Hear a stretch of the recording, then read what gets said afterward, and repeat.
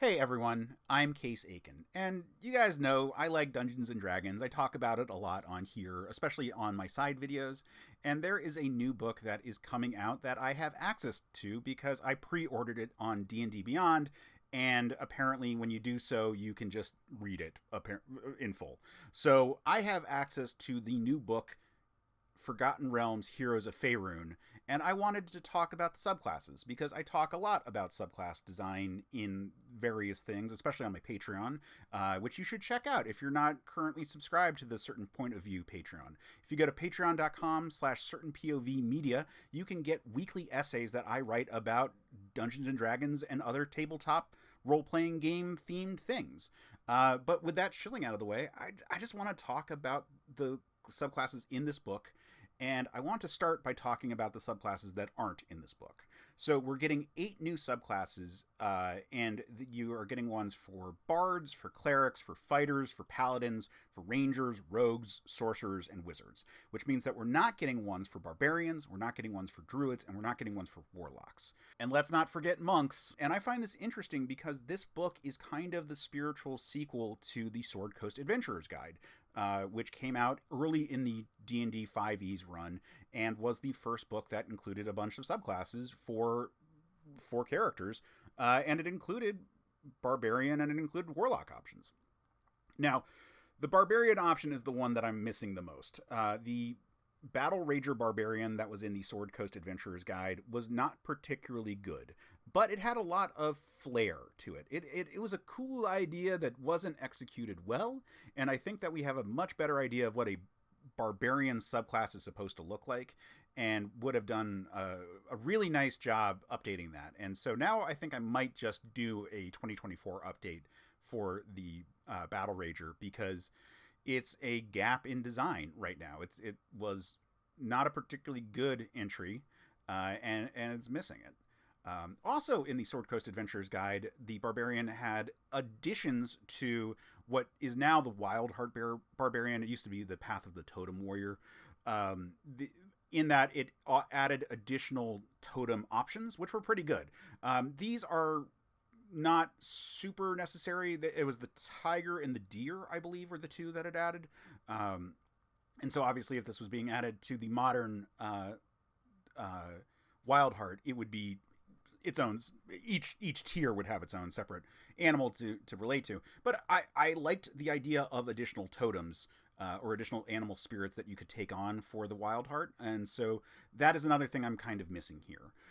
The lack of a druid is also kind of a bummer. It's not surprising. Druids are traditionally the subclass or the class that gets the fewest additional subclasses. So the lack of monk is actually a little frustrating for me because in the Sword Coast Adventurer's Guide, we actually got one of my favorite monk subclasses in the Way of the Long Death. It's a really nice tanky subclass. It's a monk that doesn't go down. It just keeps on getting temp HP and can spend key points to not go down if it's brought down to 0. It's a really nice subclass for monks, and I am sad that it's not updated because it's a little weak compared to the 2024 monks. Like, it's actually pretty good, but it is weaker than anything in the 2024 Player's Handbook. So I would say that's also a big shame that they don't have that. And then looking at the Warlock, well, let's be honest here. The Undead, or the Undying, was the Warlock in Sword Coast Adventurer's Guide, and it was updated in Von Richten's Guide to Ravenloft to be the Undead. And the Undead was a pretty good Warlock. The only downside of using it in 2024 is that you don't automatically get the spells known that are on the expanded spell list from the Undead Warlock. And if that part was just rolled over, if you just like allowed it to get that, then it works just fine in 2024 and doesn't need any updates. So I would have liked a new Druid. I would have liked new things for all of these. I mean, we're getting a Genie Paladin in this. It would have been a lot of sense to just update the Genie Warlock. You could have done updates for the Circle of the Shepherd Druid, which desperately needs updates because it's actually broken. So it's a bit of a bummer that we're only getting 8 subclasses here. That said, we are getting 8 subclasses. That's pretty cool. That's a lot of design work that goes into these characters, and to try to balance them in this new paradigm is certainly going to be a difficult thing. So let's move on to the actual classes that we are getting in this book. So we're going to start off with College of the Moon for Bard. So this is supposed to be kind of a Fey spirit kind of bard. It gets its power from the moonlight and has like moon wells and so forth. It's a moon themed bard. And so it gets Moon's Inspiration at level 3, which is Inspired Eclipse. When you take a bonus action to give a creature Bardic Inspiration, you can have the invisible condition and teleport up to 30 feet to an occupied space you can see as part of that bonus action. This invisibility lasts until the start of your next turn and ends early immediately after you make an attack roll, deal damage, or cast a spell. That's really good. Being able to just give Bardic Inspiration to someone and be able to teleport and be invisible is a lot. That's a really good feature. Lunar Vitality. Once per turn, when you restore hit points to a creature with a spell, you can expend a Bardic Inspiration die and increase the amount of hit points restored by a number equal to the roll of the Bardic Inspiration die. The creature's speed also increases by 10 feet until the end of its next turn. That's a nice little buff right there. That healing bonus is certainly great. I think compared with Inspired Eclipse, it's not going to be your main use of your Bardic Inspiration because that's a really good ability. Also at level 3, you get Primal Lore. You learn Druidic and 1 cantrip from the Druid list. It counts as a Bard spell for you, but doesn't count against the number of cantrips you know. Whenever you gain a Bard level, you can replace this cantrip with another cantrip of your choice from the Druid spell list. There are so many Druid cantrips that are great. Thorn Whip comes to mind immediately. Guidance is a great one for a support kind of Bard. Shillelagh is always nice. You can definitely make a viable character with a Druid cantrip that would be not unappreciated. And bards used to have more of a link to druids in D&D. I know that at one point you had to have levels in druid to become a bard. I think this was in like the 1E system when bards were its own kind of weird like prestige class kind of thing.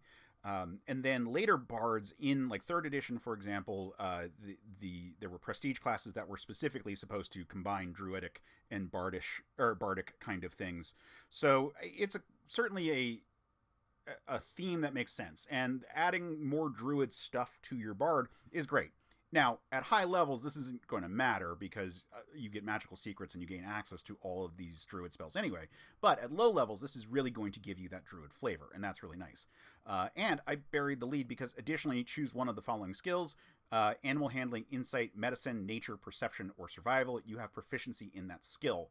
Of course, bards need more skills. Yay! As with all bards, because they have Jack of all trades, this is not as big of an impact as it would be for any other class, but it's still really nice to have, and these are all very druidic kind of skills that you would want to have, so it makes sense to have these. Moving on to level 6, Blessing of Moonlight. You always have the Moonbeam spell prepared. That's nice. But more importantly, when you cast Moonbeam, you can modify the spell so that you glow faintly while the spell is active. While glowing, you shed dim light out to 5 feet, and whenever a creature fails its saving throw against the effects of this Moonbeam, another creature of your choice that you can see within 60 feet of yourself regains 2d4 hit points.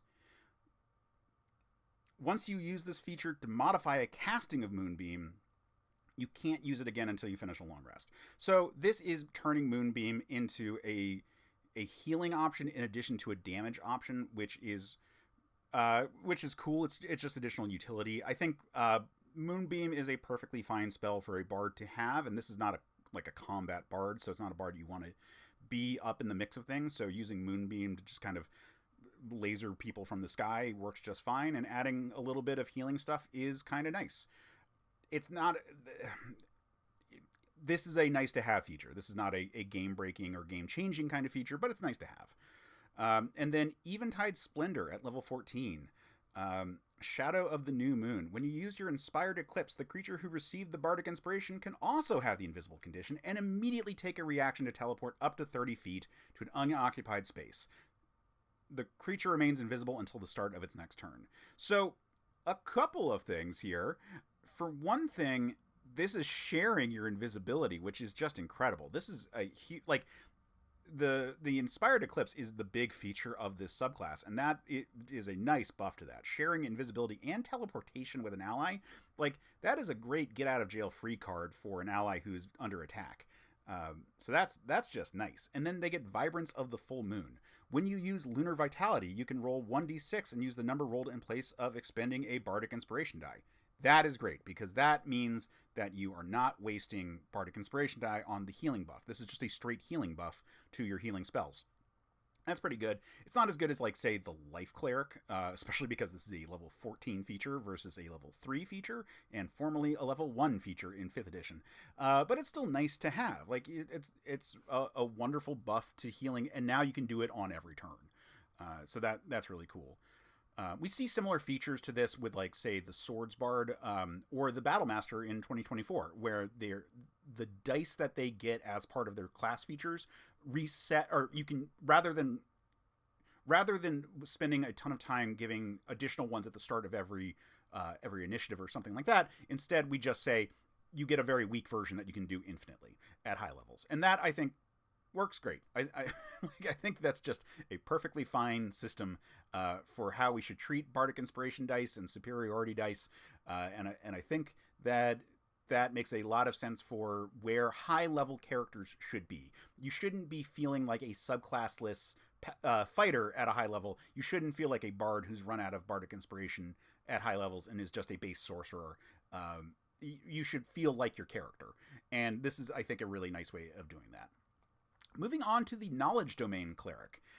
This is one that I am surprised is in this book. For one thing, the Sword Coast Adventurer's Guide had a really good Arcana Cleric that has seen UA updates more recently. And I would have rather seen that be updated here, just because I think that class needed a little bit more love than the Knowledge Domain. I think the Knowledge Domain works pretty fine, and has also been kind of negated as a necessary subclass by way of the changes to the Cleric in 2024. The ability to choose the Thaumaturgist, or the Thaumaturge option as your divine order at first level with the Cleric means that you already are going to be pretty good at those knowledge skills that a Knowledge Cleric is really good at. But the reverse of that is that you could also take the Guardian form for the Cleric, and then you can make a really brutal kind of character that still gets to do all the knowledge stuff from the Knowledge Domain. So I don't hate that this one is here. I've always liked the Knowledge Domain Cleric. I just think that I would have rather seen an update to, like, the Arcana one, the Forge Domain, something like that. But that said, the Knowledge Domain I'm happy to see, and it comes in. This one is not radically different as far as I can tell. It has the big difference, which is you lose the ability to just randomly gain a skill. But let's go down the list. Level 3, Blessings of Knowledge. Gain proficiency with one type of Artisan's tool and 2 of the following skills, and that's Arcana, History, Nature, or Religion. You have expertise in those skills. So if you chose Arcana and Religion, you would be using your Wisdom modifier in addition to your Intelligence modifier, and you'd be getting expertise in those. That is fantastic. So the Thaumaturge is a really good combination with the Knowledge Cleric. Then they get Knowledge Domain spells. These are mostly divination school spells. You get Command, Comprehend Languages, Detect Magic, Detect Thoughts, Identify, Mind Spike, all at level 3. Then you get Dispel Magic, Non-Detection, Tongues at 5. At level 7, you get Arcane Eye, Banishment, Confusion. And then at level 9, you get Legend Lore, Scrying, and Synaptic Static. It's always nice to have a bunch of extra spells on a caster, and these are all pretty thematic spells for what you would think a Knowledge Domain Cleric would get. So those all make sense. And then the change that they get from how their Channel Divinity works is that now Mind Magic, which is their level 3 Channel Divinity, choose one spell from the Divination School on the Knowledge Domain spell table that you have prepared. As part of the magic action of using your Channel Divinity, you can cast that spell without expending a spell slot or needing material components. So basically, any spell you get that is a divination spell that is part of your domain spell list, you can cast using your Channel Divinity. And that's great. That's a lot of extra spell casting. And a lot of extra spellcasting potential that you can have with this character. So that's really nice. And these spells do kind of replace the need for just a random additional proficiency, especially because you're getting so much proficiency-wise already. So it pretty good third level, I think. It's specific. Like the cleric that you're making when you're doing this is not the cleric that is going to be your nature cleric or your light cleric. It's a very different kind of vibe, and that bookworm kind of vibe it has to be part of it. Even if you're going to be playing a guardian and you're going to be mixing it up with heavy armor and weapons, you still are going to be playing a very brainy kind of character. So that's just a thing to think about. Level 6, Unfettered Mind. You gain telepathy out to 60 feet, which is nice. That when you use telepathy, you can simultaneously contact a number of creatures equal to your wisdom modifier. That's also pretty cool. You can communicate with a lot of people. Telepathy is fairly cheap in Dungeons and Dragons. I think that message by itself, the cantrip, covers a lot of the utility of telepathy, but making it just integrated into this class makes sense. It's a good version of it. There's a lot of versions that are not particularly good. This is a pretty good version of telepathy. And then additionally, you gain proficiency in intelligence saving throws. And if you already have this proficiency, you instead gain saving throw proficiency with one ability in which you lack. This makes starting with anything that gives you intelligence saving throws way tastier, because it's a very cheap way to get constitution saving throws, which clerics always want. So that's nice. Intelligence saving throws aren't bad. They're just not one of the big three. And of the big three, constitution saving throws are the most important. So that's just my thought there.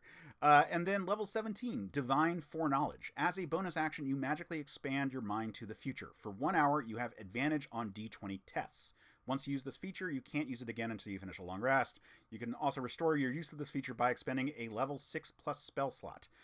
No action required. This is pretty good. D20 tests is all d20 rolls at this point. So it's skill checks, it's saving throws, and it's attacks. And that is going to be quite a bit for you if you are playing an aggressive version of this character. So that's very nice. Now, is it going to necessarily be the best bonus on a cleric versus, say, a paladin or a fighter? No. But it's still very nice to have, and you're definitely going to be able to make a lot of effective uses of this. And it lasts so goddamn long. 1 hour on all these tests is great. But that's it for the Knowledge Domain Cleric. Moving on to the Banneret. It's a fighter. In the Sword Coast Adventurer's Guide, there was the Banneret. It was also called the Purple Dragon Knight, and we've seen a few versions of the Purple Dragon Knight in Unearthed Arcana. I didn't mind that they broke the lore to have a Purple Dragon assistant, because I really want a fighter that gets a pet subclass. I really would like that. And the Purple Dragon Knight was not a particularly good subclass to begin with. And I know I am currently playing one in a 20-level campaign. Anyway, the Purple Dragon Knight was not particularly good in the Sword Coast Adventurer's Guide. It was pretty boring. And so we're going to see the updates. Now, by calling it the Banneret, they have removed the specific lore components to it, which I think is a good call overall. The actual artwork indicates that it is a Purple Dragon Knight. He has a banner of a purple dragon, so that, makes sense. But let's look at the features here. The big thing about the earlier version of the Purple Dragon Knight was that it didn't gain any new abilities. Everything it got were modifications to existing abilities that fighters had. So we're going to look at sort of what this gets now. Level 3, Knightly Envoy. You get Comprehension. You can cast Comprehend Languages as a ritual. Charisma is your spellcasting for it. That's probably not going to matter. But Comprehend Languages is always going to be useful as a more of a moderator, mediator type character. You also get Polyglot. You learn one language, and then every long rest you can replace it with another language, which, speaking as someone who was a language major in college and is not very good at languages, that blows my fucking mind. And then you get Well Spoken, where you gain proficiency in one of the following skills: Insight, Intimidation, Persuasion, or Performance. This was this was a feature that they got at level 7, and they also got expertise in the Sword Coast Adventurers Guide version of this. I think getting the skill at level 3 is fine by itself. I would still like the expertise. I think that makes sense at a higher level for the character to get, but it's not the end of the world that they aren't getting it, because it was weird that they were expected to be good at persuasion once they hit level 7, but didn't have any use for it up until that point. So it makes more sense for at least it to come in at level 3. I consider it a wash here. Moving on to Group Recovery. This is a modification of the ability that they had in the Sword Coast Adventurers Guide, where you can spend a second wind and then a bunch of allies get your benefit. Now, this is reduced in how effective it is. It only gives a 30-foot emanation as opposed to, I believe it was 60 feet before. Not going to matter a lot. I think most of the time where it would matter, you probably are playing Theater of the Mind, and your DM may be kind of lenient anyway about the distances of things. In general, a lot of fights you're going to be within 30 feet of a couple of allies. The bigger changes are that instead of it being a flat 3 allies, it is your charisma modifier, which is probably going to be lower at low levels and about the same at higher levels. I think this is a fighter that wants to have somewhere in the ballpark of a 16 charisma, maybe a 14 for a good chunk of the game.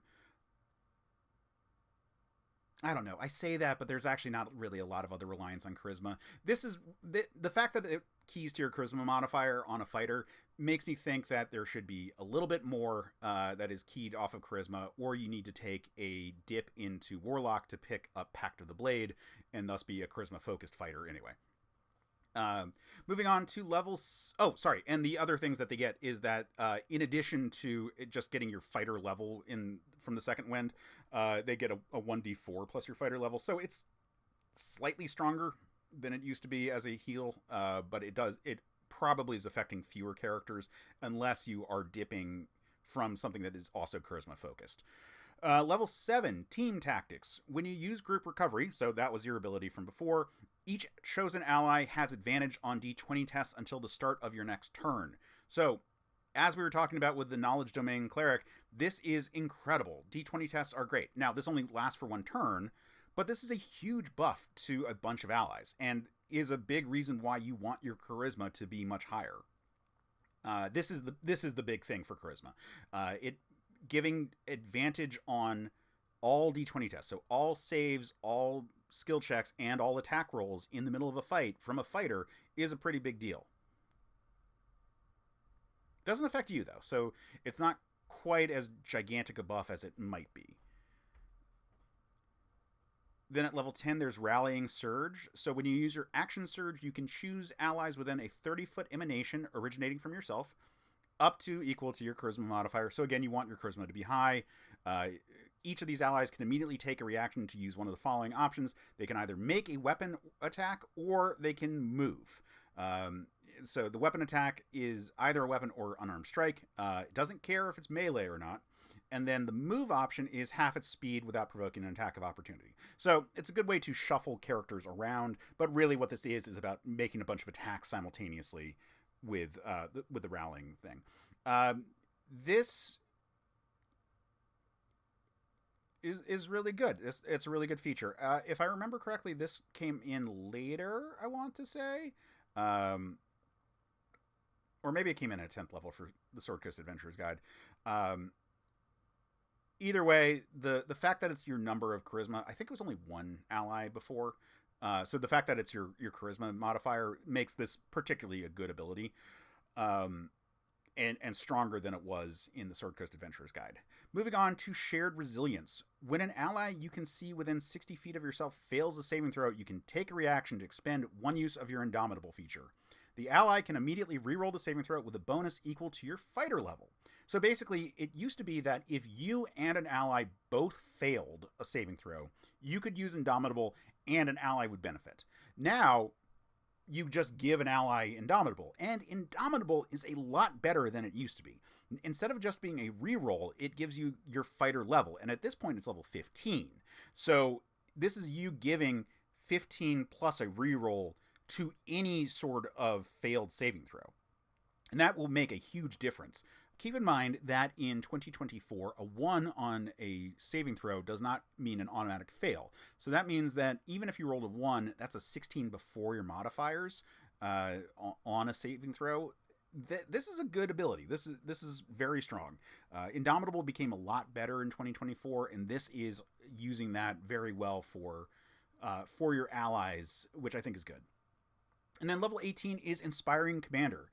You gain the following benefits. Bolstered Rally. The area of effect for both Group Recovery and Rallying Surge is now 60 feet. Good. I don't think it's really going to make a big difference in gameplay, but good. It's not bad to have that addition. Unshakable Bravery. You have immunity to the Charmed and Frightened conditions. Also good. I would argue that these are both lesser kind of abilities, but it's nice that they get something. The Purple Dragon Knight in the Sword Coast Adventurers Guide infamously didn't get anything at 18th level. It was a bad subclass. It was a bad subclass. And this is a lot better now. So I think this is a lot better. I think that the fact that your group recovery is limited to only once per short rest, and you can only use it on a number of allies equal to your charisma modifier is a little limiting. But I think that this is overall pretty good. I would probably just hand wave the you can only use this ability once per short rest for the group recovery, because it's a good buff, but it's not that big of a buff at level 7, and it's not that good at level 3. Like it's okay at level 3, but it's not that big. Either way, this is a much better fighter. I am tempted to update the character in my game, because we still have a couple sessions left with this character, but we'll see. We'll see. Certainly, this is a fighter that you're going to want a lot of charisma. You might want to consider multi-classing for more charisma synergy, but at the very least, you're going to want to pick up Shillelagh, or some other means of attacking with charisma, so that can be your key stat. Probably Inspiring Leader is a really good feat to pick up. That's what my character has. Inspiring Leader allows you to add your charisma modifier plus your level in temporary HP to pretty much all your allies. So that basically translates to using your charisma as additional health for your character. So yeah, that'd be a worthwhile option for it. Anything that can be charisma focused but also good on a martial is a good approach here. Moving on to Oath of the Noble Genie's Paladin. Man, the lore on this one's very strange. I get it that it's you're swearing an oath to some sort of being from another plane, but it feels like a Warlock subclass, and it is a Warlock subclass. There's the Genie Warlock, or the Genie Patron. But that's neither here nor there. I like the subclass itself. I just think the lore is a little weird, but the whole oath thing is already kind of a specific approach to Paladin subclass design. So anyway, getting into the actual features, this is a very magical kind of Paladin. I really enjoy it. I think it makes me think of the Knight of the Weave from 3rd edition, which was a Paladin prestige class that got arcane casting. This is a very arcane kind of Paladin. So also very good for those of you who missed the Duskblade from 3rd edition. This is a good way of hitting very hard with a lot of magical stuff. And that starts with level 3, Elemental Smite. Immediately after you cast Divine Smite, you can expend one of your Channel Divinity and invoke one of the following effects. I get why it's Divine Smite, because it would be insane to try to say any Smite spell, but I think it should be any Smite spell, because Divine Smite is already kind of the default for people. I just really think that now that the Smite spells are all much more on parity for each other, especially because I really like Searing Smite and would enjoy that you could combine these things. Thunderous Smite's another great one that does some of this similar stuff here. So maybe that's why they don't want to risk too many types of things getting interacted with each other. But anyway, you use your Channel Divinity and you get one of the following effects, and each one is based on a different type of genie. So you get Dow's Crush. Earth rises up around the target of your Divine Smite. The target has the grappled condition, escape DC equal to your spell save DC. While grappled, the target has the restrained condition. That's really good. That's really good right there. Genie's Escape. You teleport to an unoccupied space you can see within 30 feet of yourself and take on a semi-incorporeal form, which lasts until the end of your next turn. While in this form, you have resistance to bludgeoning, piercing, and slashing damage, and you have immunity to being grappled, prone, and restrained. Another, like, again, these are pretty good. Ifriti's Fury. The target of your Divine Smite takes an extra 2d4 fire damage, and fire jumps from the target to another creature you can see within 30 feet of yourself. The second creature also takes 2d4 fire damage. This is the one where I'm like, combine it with Searing Smite, and it would just be cool, like, because then you're just doing a ton of fire. But I get it. And Merid's Surge. The target of your Divine Smite and each creature of your choice in a 10-foot emanation originating from you make a strength saving throw against your spell save DC. On a failed save, a creature is pushed 15 feet straight away from you and has the prone condition. This is the one where I'm like, oh, it would be kind of interesting to combine with Thunderous Smite here because it does similar things. Either way, this is a lot of utility. Like, admittedly, it's using your Channel Divinity, which you only get so much of, and so basically it's like at low level. I believe it's at low levels. I think Paladins now get a second one at higher levels. But it, in 2014 it was only once per short rest for Paladins, and at low levels it's going to be once per short rest. So you're only getting these like extra options once per short rest, but that's still very nice to add as a rider effect to a thing that you're already doing. They get Genie spells. So they get Chromatic Orb, very nice. Elementalism, Thunderous Smite, that's just nice to always have it prepared. Mirror Image, Phantasmal Force, Fly and Gaseous Form, Conjure Minor Elementals, and Summon Elementals. Conjure Minor Elementals is a hot button one, but you're only getting it at 13th level, and you're only getting 2 attacks as a Paladin normally, so it's probably not a big deal. It makes sense here, and it's a good spell to have, and it's going to work well for a Paladin, but it's not going to break the game. And then you get Banishing Smite and Contact Other Plane. This is a good list here. I'm a really big fan of a lot of these. Mirror Image is really great. Even the Smite spells that Paladins already get, it's just nice to have them pre-prepared so you can open up other options. But the fact that you get those Smite spells on this list makes me wish that at least the ones that were on this list counted for the Genie Smite, but neither here nor there. Genie's Splendor. While you aren't wearing any armor, your basic armor class equals 10 plus your dexterity and charisma modifier. You can still use a shield and gain this benefit. You also gain proficiency in one of the following skills: acrobatics, intimidation, performance, or persuasion. Man, I feel like this book is slipping in extra skills on all these random features, but I'll take it. Paladins love extra skills because they don't get that many skills to begin with. So this is nice. Genie's Splendor, I don't see most Paladins using. It makes sense for a single class Paladin because you can actually focus on dexterity. But if you multi-class with a Paladin, you have to use strength, or at least you have to have a 13 in strength, which means that you're probably going to dump your dexterity in order to attain a higher strength. So to multi-class with the Paladin, you have to have a 13 in both strength and charisma. So on a single class or a multi-class that doesn't care about that, then this is a good way to go unarmored. Now, in the playtest, I believe you could still wear armor and get these benefits, or maybe it was just light armor and get these benefits. So this is a way of turning your Paladin into more of a monk type character. And now there's a lot of class features in 2024 that allow for dexterity plus charisma. The Dance Bard gets this, and the Draconic Sorcerer gets this. So this is just the third in that option.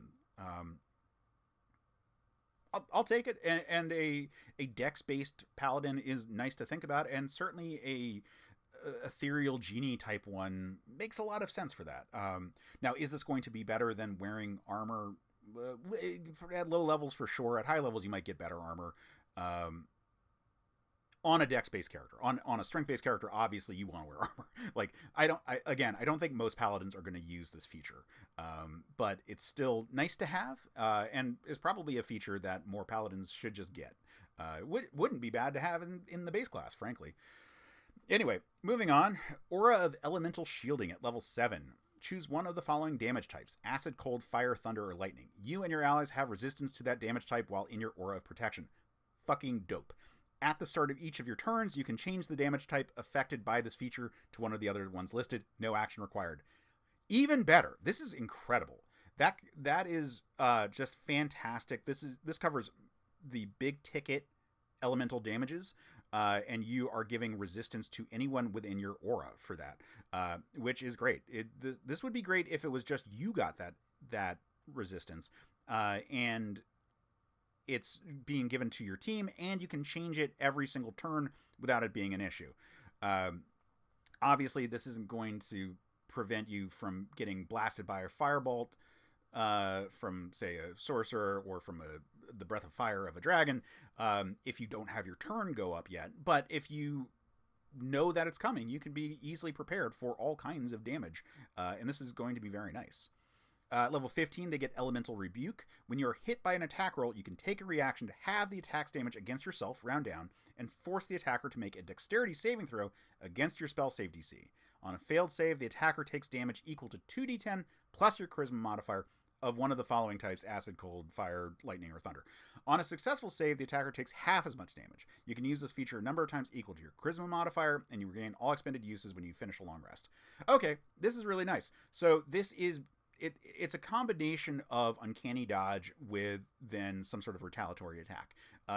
And that's really good. Paladins don't get shield and don't have a lot of reaction defensive things built into them, so this is a good feature there. And it does really good damage in return. Now, it's level 15, so really good is relative, but that's still pretty good. And I would say, and the fact you can tailor the damage type makes that like reliable there. It does mean that you are going to be very tempted to go more charisma focused on your paladin, which you can do just with Magic Initiate and grabbing Shillelagh. So it's not like you don't have to dip anymore to make that work, but it's cool to think about, and very, very interesting for what possible builds you could take this class in. And then at level 20, you get Noble Scion. As a bonus action, you gain the benefits for 10 minutes or until you end them, no action required. Once you use this feature, you can't use it again until you finish a long rest. You can also restore a use by expending a 5th level spell slot, which is your highest level spell slot if you are, by definition, a straight class paladin, because you're level 20. So you get Flight and you get Minor Wish. Minor Wish is when you or an ally in your Aura of Protection fail a d20 test, you can take a reaction to make you or that ally succeed instead. Okay, so that's a lot of options. As we've established, d20 tests are all rolls, and so that's a pretty cool option. And because your aura is going to be much wider now, this is a lot more things. So basically, you can, as a reaction, make any ally who failed a save succeed, any missed an attack hit, or likewise with skill. Probably not going to use this for skills too much, just because you're not using this outside of combat too often. It's 10 minutes, so it'll last longer than one combat, generally speaking. And you might take it for the flight, but realistically, you're doing this in combat, and you're going to use Minor Wish to buff up the attacks of your allies and their saving throws. It's good. It's not the biggest Paladin capstone. In Borderline, like, frankly, I would say if this was always on, I wouldn't have a huge problem. Or maybe make this an hour. 10 minutes seems kind of short. But hey, it doesn't require an action, which is the new way of things for 2024. So in that regard, this is doing just fine. Moving on to the Winter Walker Ranger. So I need to say that I really like Rangers in 2024, and 2014 for that matter. I came into the edition very down on them, and I have learned to love them quite a bit. I think that there's a lot of interesting design space that can be done with them, and I don't mind the emphasis on Hunter's Mark in 2024. I think that none of the classes have really used it very well, but that said, I don't mind it as a concept. So let's take a look. I think that this one, if I remember from the Unearthed Arcana, had some features that keyed off of Hunter's Mark that were pretty cool, and so maybe this is the one that makes Hunter's Mark worthwhile at higher levels. But let's take a look. So level 3, they get Frigid Explorer. They get Biting Cold. Damage from your weapon attacks, spells, and ranger features ignore resistance to cold damage. So if you use a cold spell, and you're going to get some cold spells as part of this subclass, you ignore cold damage. If you have a weapon that has a cold rider, like a weapon, or like a sword with like a frost damage or something like that, then that's certainly nice. And the next thing, the next feature specifically calls out that you do cold damage. So the fact that you ignore the resistance to that is good to have. You get frost resistance yourself, so you have resistance to cold damage, and then polar strikes. Polar strikes is once per turn per creature, you deal 1d4 cold damage to a target that you hit. This works just like the Fey Wanderer, which does psychic damage the same way, in that if you hit one target, they only take the damage once, but if you hit multiple targets, they can each take the damage separately. This really encourages like a 2-weapon fighter build or a Polearm Master build, something like that gets that extra attack, so that you can hit multiple targets and then do like a big spread of damage. Not that a d4 is that impactful. It increases to a d6 at Ranger 11, but that's still really minor stuff. And generally, because this is a subclass that focuses on Hunter's Mark, you are going to want to focus on the target that you have Hunter's Marked.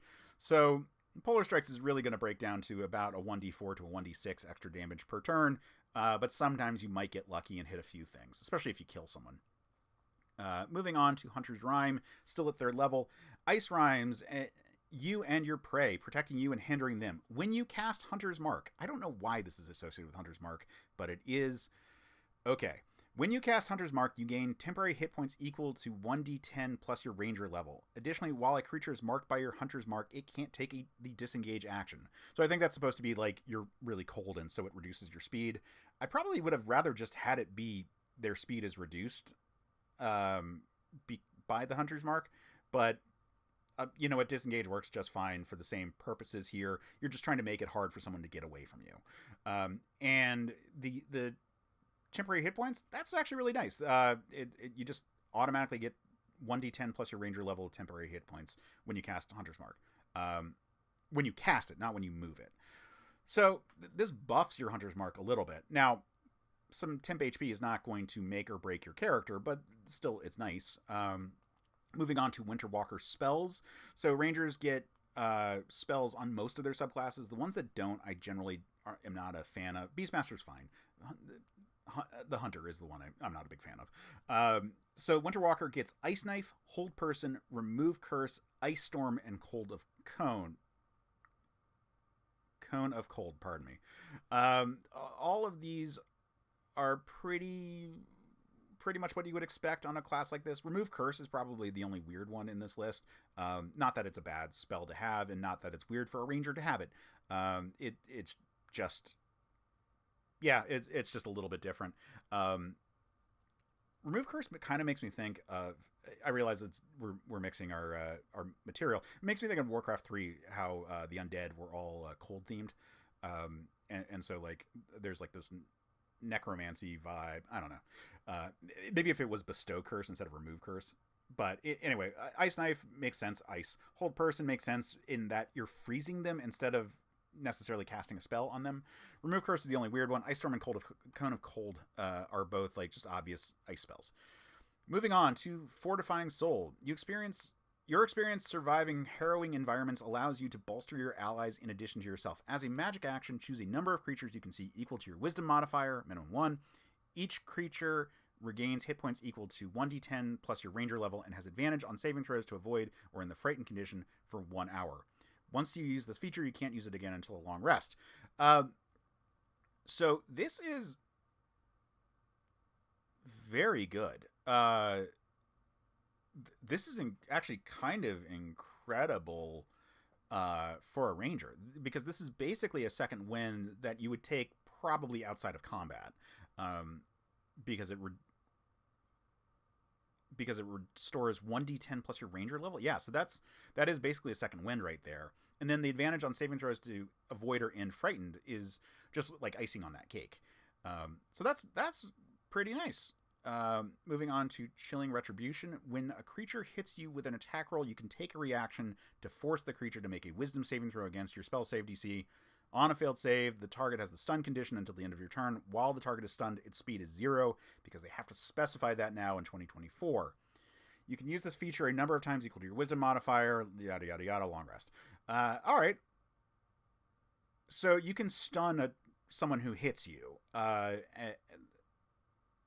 That's really good. And stunned is a really effective condition to put on someone. So that's interesting. Your wisdom save is probably not that high, however. So this is not going to be something that you can proc very frequently, but still, it will happen, and it'll be really nice when it happens. Moving on to Frozen Haunt at 15. When you cast Hunter's Mark, so we're coming back to Hunter's Mark, you can adopt a ghostly snowy form. This form lasts until the spell ends, and while you are in this form, you gain the following benefits. Once you use this feature, you can't use it again until you finish a long rest, unless you expend a level 4 spell slot. Okay, so this is basically, you're in a big fight where you're using Hunter's Mark, you'll use this, and then you could burn a big spell if you wanted to do it more frequently. Anyway, Frozen Soul. You have immunity to cold damage. Okay. When you first adopt this form, and at the start of each of your subsequent turns, each creature of your choice in a 15-foot emanation originating from you takes 2d4 cold damage. All right, that's cool. That's an aura of cold damage that you just radiate as part of Hunter's Mark. That's a nice little buff there to the amount of damage that you're doing. And then partially incorporeal. You have immunity to the grappled, prone, and restrained conditions. Nice. You can move through creatures and objects as if they were difficult terrain, but you take 1d10 force damage if you end your turn inside a creature. If the form ends while you're inside a creature or an object, you are shunted to the nearest unoccupied space. Cool. This is a really nice buff. I still don't know why it's attached to Hunter's Mark. It would make more sense to be attached to a spell that is cast on you. But it's nice to get those bonuses, and I could see this working pretty well overall. It's an effective ranger that has a gimmick.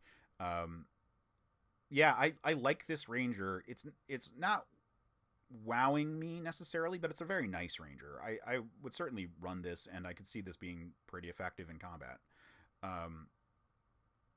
But as I always say with ranger, never go full ranger. So don't take 20 levels of this ranger. Take 19 levels of this ranger, or maybe 15. Let's say 19. And dip fighter or something. Moving on to Scion of the Three Rogue. Before we get started with this one, I just need to say, I think the lore on this one is terrible. I like Baldur's Gate a lot. The game is great, but I don't need a subclass that's like inspired by Baldur's Gate 3, and I really don't like that we have a very evil kind of focused rogue. We already have the assassin, okay. And I was not very impressed by its abilities in the playtest. Now, my glancing over it, I think that the mechanics work a bit better here, and the mechanics weren't the issue I had with it in the first place. So my assessment before going into this reading is that we're probably looking at mechanically a pretty fine rogue, and that lore-wise, this should be a warlock. Just saying that. Anyway, so level 3, Bloodthirst. When an enemy you can see within 30 feet of yourself takes damage and is bloodied after taking that damage. So this is a weird reading because bloodied after taking that damage but not killed outright, you can take a reaction and teleport to an unoccupied space you can see within 5 feet of that enemy. You can then make one melee attack. You can use this feature a number of times equal to your intelligence modifier and regain all uses on a long rest. So I think what this means is that if you do damage to a character and they are bloodied at the end of that damage, regardless of if they were already bloodied or not, then you can teleport and make one melee attack, which means you can trigger sneak attack. So this is a really good ability, and if I remember correctly, it was very different in the playtest and not this good. I think it was just like extra damage, which didn't really impress me very much. So good here. This is a nice ability that plays with your rogue sort of game design. It's a really good ability. I can't deny that.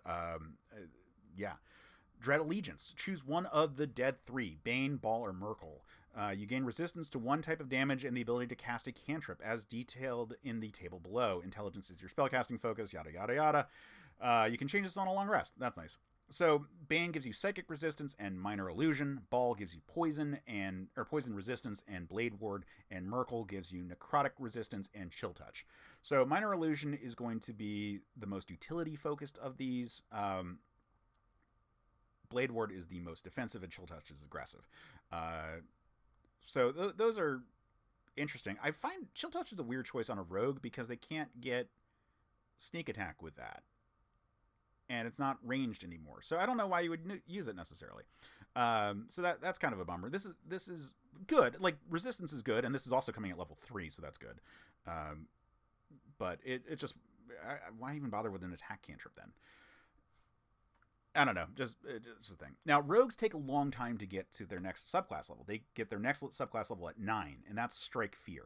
So they get Terrify, which is this is a Cunning Strike option. So in 2024, rogues get the ability to trade damage from their sneak attack for additional rider effects, which I think is a pretty cool concept. And so they get a new one called Terrify. This costs 1d6. So at level 9, and you've got 5d6 for your attack. You can instead do 4d6 and then get this one additional rider is the basic idea. The target must succeed on a wisdom saving throw, or it has the frightened condition for 1 minute. While the target is frightened in this way, you have advantage on attack rolls against this target. The frightened target repeats the save at the end of each of its turn, ending the effect on itself on a success. Now, one thing that's unique here is that you can frighten them, and they're not immune to your fear if they succeed on the saving throw. Most fear effects, if they succeed, they're no longer afraid of you. You can do this every single turn. So that's pretty good. The advantage is always nice. Rogues really love advantage because it means that for sure they're getting sneak attack. So that is good. This is probably fine. Like, they get a lot at level 3, so I'm not worried about this being too underwhelming of a feature. And Frightened is a good enough condition. It would certainly be better if they had something that works with it, and maybe they will in a second. But cool stuff in that regard. Level 13, Aura of Malevolence. You radiate malignant power associated with one of the dead 3. When you use your Bloodthirst and teleport, each creature of your choice within 10 feet of you, either the space you left or your destination space, your choice, takes damage equal to your intelligence modifier. The damage type is the same as the damage resistance granted by your current choice of the Dread 3.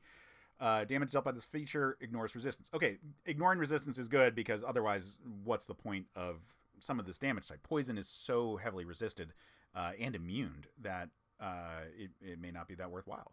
So, okay, it's not an aura. It's more of a burst. So it's a weird name. I think it was an aura in the playtest, so that might be why they kept that name, but it's definitely more of a burst. It makes me think, there was a character in the New Universe comics that Marvel put out in the 80s that was able to teleport and left an explosion wherever he teleported from. And this makes me think of that character. So yeah, it's certainly,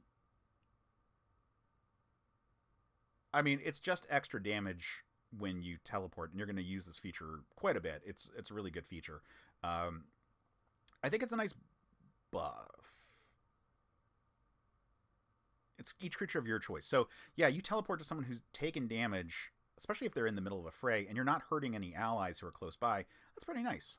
It's just a nice feature to have. And moving on to level 17, Dread Incarnate. You gain the following benefits. Cutthroat. You regain 1 expended use of Bloodthirst when you finish a short rest. Okay, cool. That's nice to have. It's a really good ability.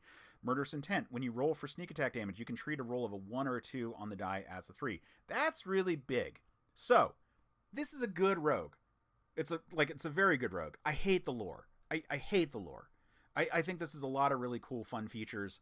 And it's way less directly evil than it was in the playtest. I think that I think this is written appropriately. But yeah, I really don't like the lore for this character. Okay, Spellfire Sorcery.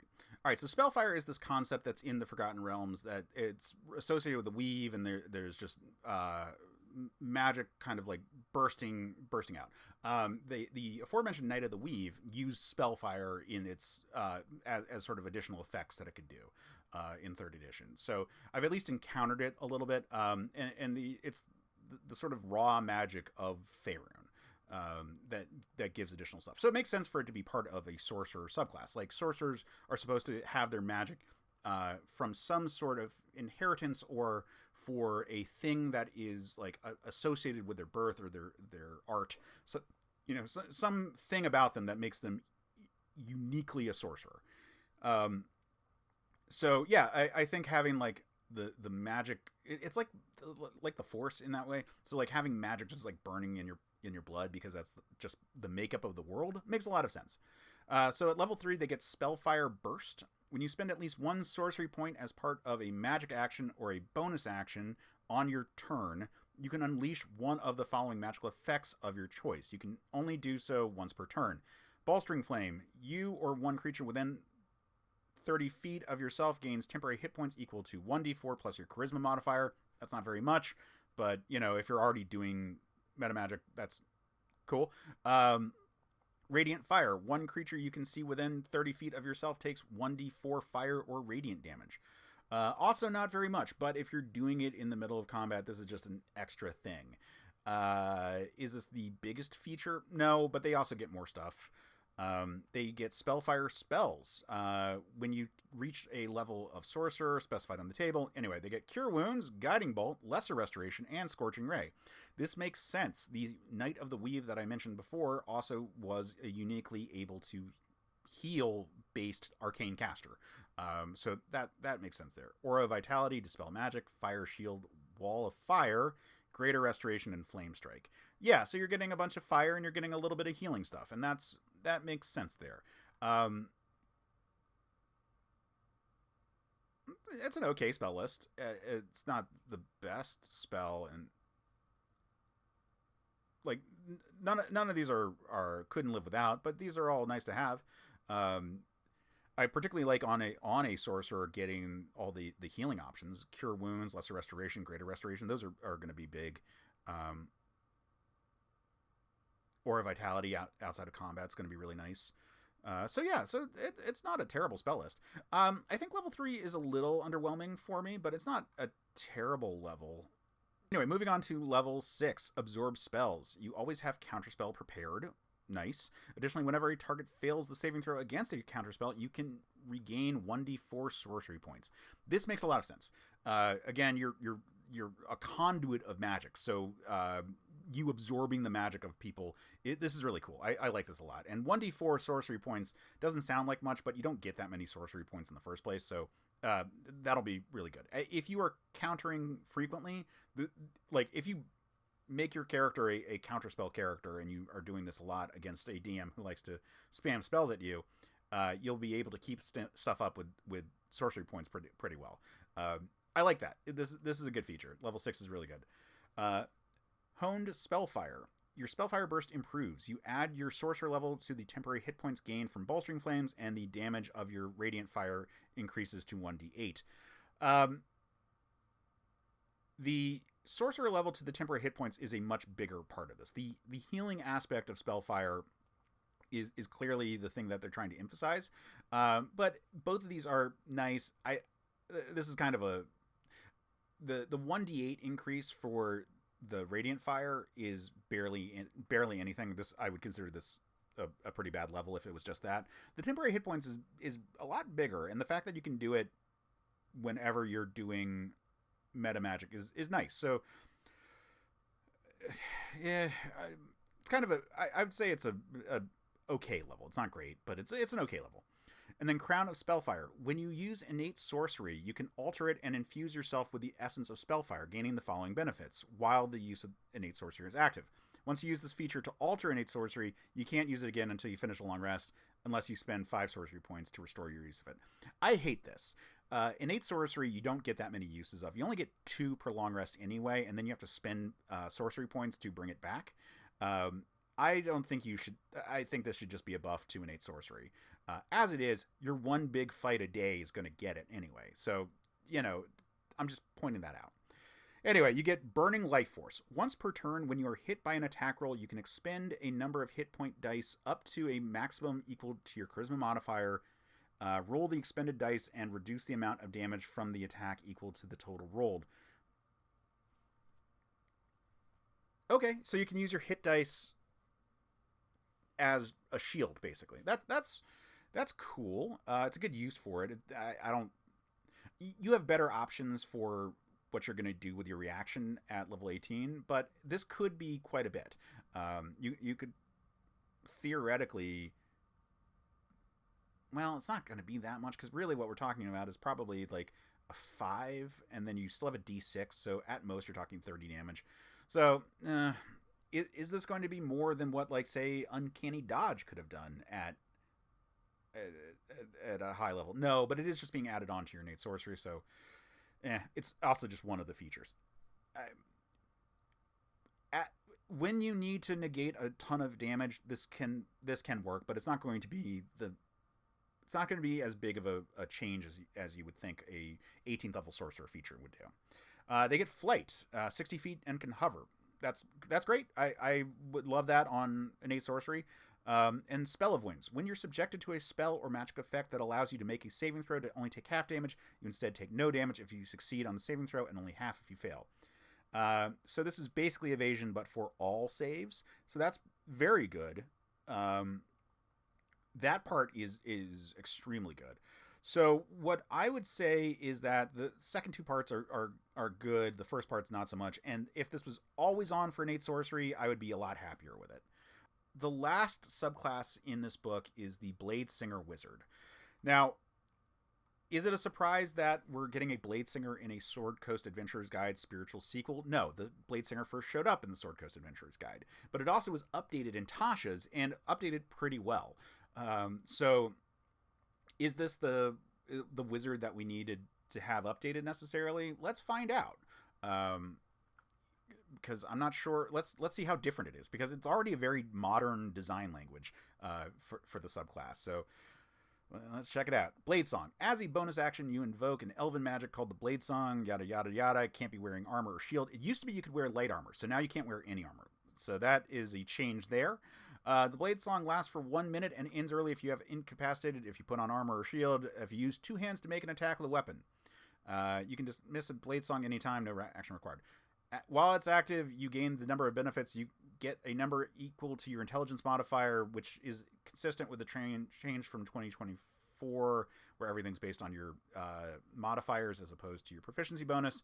You gain all uses with a long rest. You gain one expended use when you use Arcane Recovery. So once per day, you will get one additional one. Anyway, so you get agility. You gain a bonus to your AC equal to your intelligence modifier, minimum of 1, and your speed increases by 10 feet. In addition, you have advantage on dexterity saving throws. Pardon me. Dexterity acrobatics checks. You get acrobatics checks. Sorry. Okay. That bonus is going to be nice. It was always the thing about Bladesingers that they were able to get like crazy ACs. So that part is still here. Blade work. Whenever you attack with a weapon with which you have proficiency, you can use your intelligence modifier for the attack and damage rolls instead of your strength or dexterity. Okay, good. Like most Bladesinger builds tried to figure out how you could be using intelligence by way of something else in 2024, because there's now a bunch of ways that you can use intelligence for attacks, as opposed to in 2014, where it was basically just the battlesmith artificer. So that's a pleasant increase to your abilities here.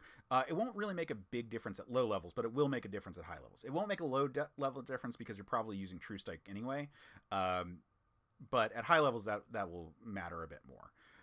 Focus. When you make a Constitution saving throw to maintain concentration, you add your intelligence modifier. This is good. Bladesong has always been good. These are all great abilities to add on. Bladesong is awesome. Any wizard would love to have Bladesong active while they're functioning. They also get training in war and song. This used to be where you got a single martial weapon and light armor proficiency. And now you gain proficiency with all melee martial weapons that don't have the two-handed or heavy property. So, okay. You can use a melee weapon with which you have proficiency as a spellcasting focus, so that's good. You also gain proficiency in one of the following skills: acrobatics, athletics, performance, or persuasion. I don't know why persuasion's on this list, but the others all make enough sense. So martial weapons is good to have on this build. You're going to want to use a rapier with it. It's really intended for a rapier. That's the idea. So yeah, this is all fine. I am going to miss the light armor component. Like, I realize that you're just going to cast mage armor or get some other feature that gives you a good AC, like being a tortle or something like that. But I will miss having light armor proficiency. Like, again, mage armor probably just covers it, but yeah, it was kind of a nice thing being like the dex based wizard caster sword guy. And now you don't even have to be in the dex based. You can, like, you can't wear armor, but like if you have some other way of getting around the AC situation, it may not be. So we'll see. Extra attack. You can attack twice instead of once whenever you take the attack action on your turn. Moreover, you can cast one of your wizard cantrips that has a casting time of an action in place of one of those attacks. All right, so this is the good version of extra attack where you can trade an attack for a cantrip. Unfortunately, you are restricted to wizard cantrips, so you can't multi-class with, say, a warlock and pick up Eldritch Blast. But it's still going to be great on this build.